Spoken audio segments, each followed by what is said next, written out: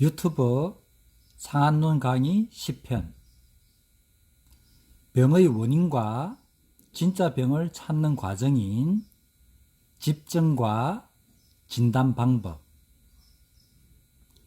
환자로부터 병의 원인과 진짜 병을 찾는 과정을 집증이라고 하는데, 집증 과정은 나중에 설명하고, 증이 무엇이고 얼마나 중요한 용어인지에 대해 증의 개념부터 얘기해 드릴게요.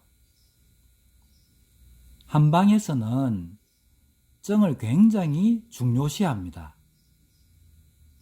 증이 맞아야 효과가 나서 병이 낫고, 증이 안 맞으면 병이 낫지 않는다고 얘기를 하는데, 어떤 분들은 너무 쉽게 얘기하는 경우도 있는데, 실력에 따라 증을 잡는 수준이 다 다르고 증의 비중도 다 다릅니다.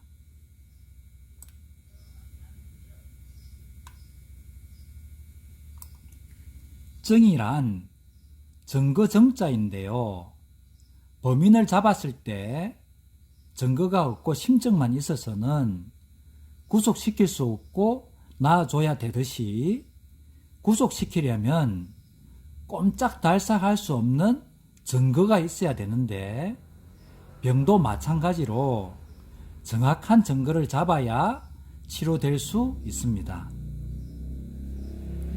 이때 병의 증거를 잡는 과정을 집증이라고 하고, 그만큼 중요합니다. 이 처방을 쓰면 확실히 낫는다는 증거를 몸에서 찾아야 쓸 수 있는데, 요즘 어떤 한방체인에서는 대시호탕이라는 처방을 기본으로 깔고 거기에 다른 처방 합방해서 4-5가지 처방으로 쓰라고 강의하고 그렇게 쓴다고 합니다. 정말 어처구니가 없는 처방과 강의입니다.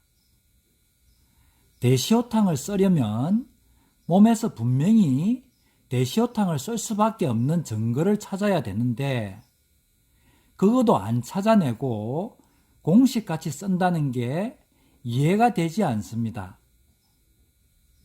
그리고 대시호탕이라는 약이 얼마나 센 약이고 잘못 쓰면 큰일 날 수 있는 처방이고, 이 처방을 쓸 환자가 많지 않은데 기본으로 깐다니 정말 큰일 날 일이고 정말 이해가 안 갑니다.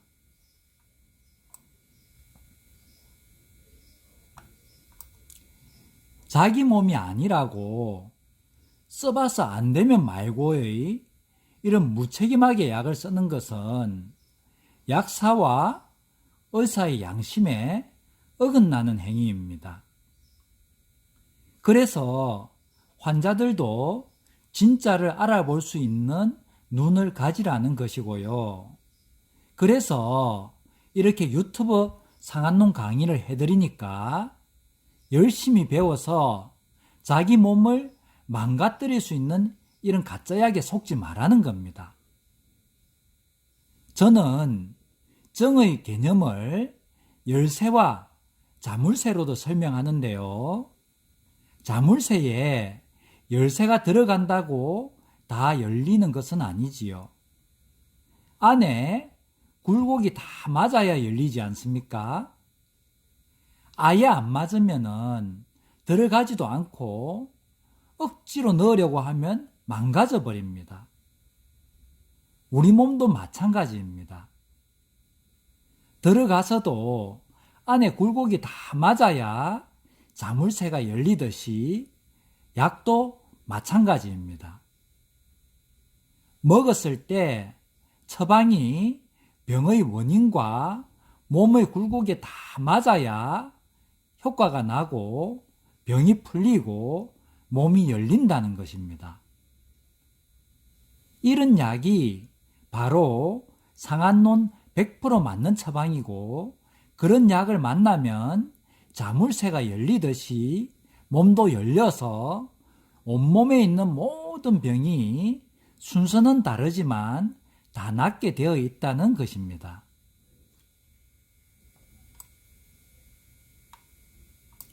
집정이라고 하는 것은 정을 모은다, 정을 찾는다는 말인데 정을 모으고 찾기 위해 진단 방법이 필요합니다.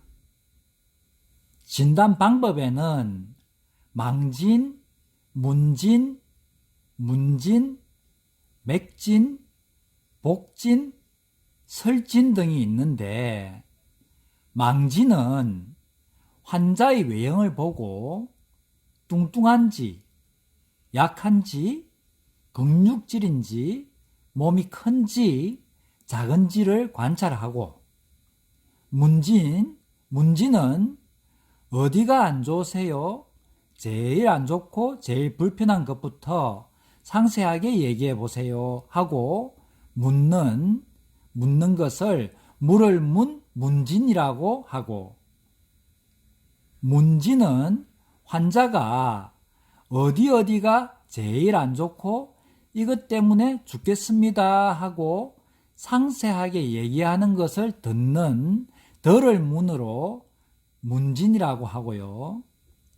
계속 병의 원인과 처방을 찾아내기 위해 문진과 문진을 반복해서 기혈수 이론으로 정확한 집정과 상한론 처방에서 정확한 처방을 찾아내서 100% 맞는 처방이 구성되면 병은 무조건 낫게 되어 있다는 겁니다. 간혹은 정확한 처방을 찾기 위해 맥진, 복진, 설진이 필요한데 절대적인 것은 아니고 참고사항입니다.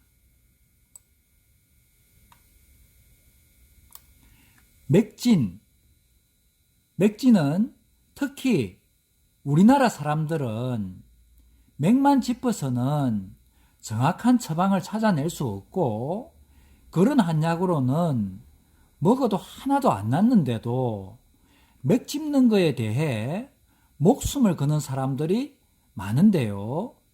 맥을 짚는 것은 그렇게 중요하지 않습니다. 한의원 가서 맥을 짚는데도 정확한 처방을 찾아내지 못해서 병이 잘 안 낫잖아요. 그게 바로 맥 짚는 것이 중요한 게 아니라는 증거입니다. 맥만 짚어서 정확한 처방을 찾아서 병을 치료할 수 있는 사람은 이 세상에 아무도 없고 전에도 없었고 지금도 없고 앞으로도 없을 겁니다. 장준경 선생님이 살아오신다 해도 어렵습니다. 왜냐하면 맥은 참고사항이지 절대적인 것이 아니고 맥으로 알아낼 수 있는 것이 별로 없기 때문입니다. 도리어 오진의 지름길입니다. 전에 상한론 고수 한 분이 있었는데요. 실력도 있으신 분으로 알고 있는데 처방만 하면 자감초탕이라는 처방이 기본으로 들어가는 거예요. 자감초탕이라는 처방은 그렇게 자주 쓰일 처방이 아니고 나도 1년에 두세 번 쓸까 말까 한 처방인데 그럴까 생각해 보니 맥의 이유가 있는 것 같더라고요. 자감초탕의 맥은 결대맥, 부정맥인데 이 맥은 정확하게 짚을 줄 모르면 짚는 사람에 따라 모든 맥이 결대맥, 부정맥 같이 느껴지고 오인해서 오진이 될 수도 있다는 겁니다. 상한론 고수도 이렇게 오진하는데 그 이하 실력의 사람은 더 하겠죠. 그러니 맥은 참고사항이지 절대적인 것이 아니라는 겁니다. 그래서 오진의 빌미가 될 수 있다는 겁니다. 그래서 나는 자감초탕이라는 확신이 서면 결대맥 찾기 위해 그때 딱 한 번 짚는데 그 외에는 맥을 짚을 일이 거의 없습니다. 요즘 블로그도 잘 되고 환자들이 많아지니 저를 시기해서 배 아파하는 분들이 있는데 배 아파하지 마시고 실력을 쌓아서 저희 경지까지 올라오시면 환자는 그냥 따라올 겁니다. 이 경지까지 올라오려면 그냥 저절로 되는 것이 아니고 죽으라고 공부해야 될 겁니다.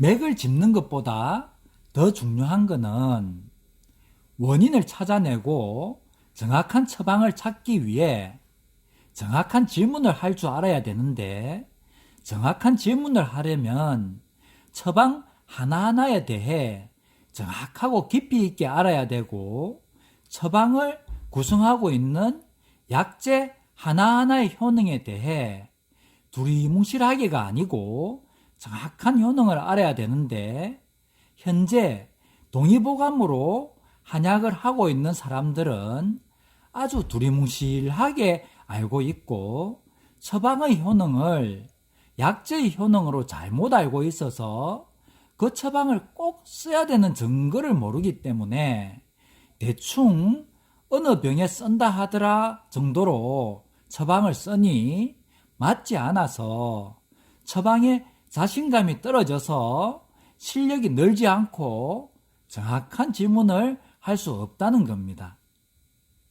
질문하는 수준만 듣고도 자기 병을 치료할 실력이 어느 정도 되는지 정도는 구분할 줄 알아야 되는데 일반인들은 구분하기 어려운가 봅니다.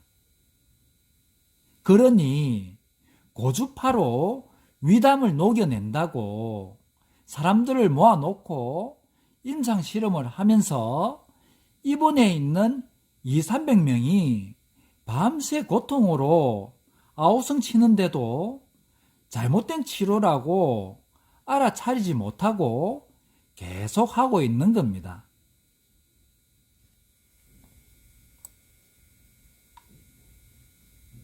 상한론 원전에는 주지라고 쓰여 있는데 주인 주자 어조사 지, 이 말은 이 증상과 이 병의 원인은 무엇이고 이 처방을 쓰면 이 병의 주인으로 무조건 낫게 되어 있다는 말인데 이 처방을 쓰기 위해 꼭 필요한 조건과 증거가 있는데 환자의 몸에 그 증거가 있느냐를 확인하는 방법이 정확한 질문을 하는 겁니다. 그래서 내가 하는 질문 하나하나는 처방을 결정짓는 아주 중요한 질문이기 때문에 집중해서 정확하게 대답해줘야 됩니다. 질문에 대한 정확한 대답만 해주면 몸에 있는 병의 모든 원인을 다 찾아낼 수 있고 그 원인과 처방이 찾아지면 처방론, 상한론 100% 맞는 한약이 완성돼서 병은 무조건 치료되게 되어 있습니다. 동의보감 처방으로 잘못된 공부를 하면 이런 정확한 질문을 할 수가 없고 현대의학과 같이 병 이름 찾아내서 치료하려고 하고 어떤 병이다 하면 상용 처방을 미리 만들어 놔서 10명의 환자에 10명 똑같은 처방을 해주니 사실 질문할 것도 없고 맥도 짚을 필요도 없이 똑같은 약입니다. 맥 짚는 것은 그냥 폼 잡는 것 정도밖에 안 되고 시간 낭비라는 겁니다. 복진도 결정적인 처방을 찾아낼 때는 중요한데 한약하시는 분들 중에 배에 모든 것이 다 있다고 복진에 너무 목숨 거는 사람들이 있는데 이것도 오진의 지름길입니다.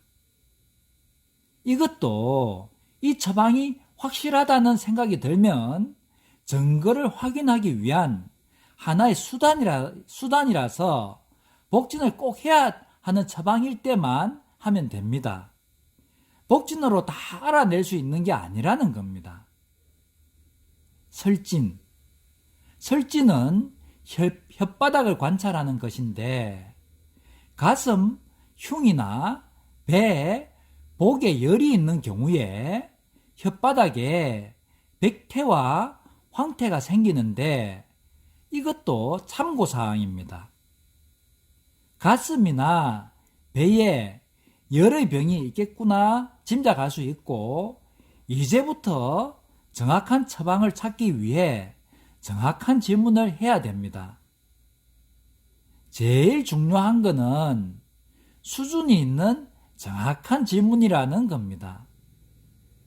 이렇게 망진, 문진, 문진, 맥진, 복진, 설진의 진단 방법으로 증을 찾아내는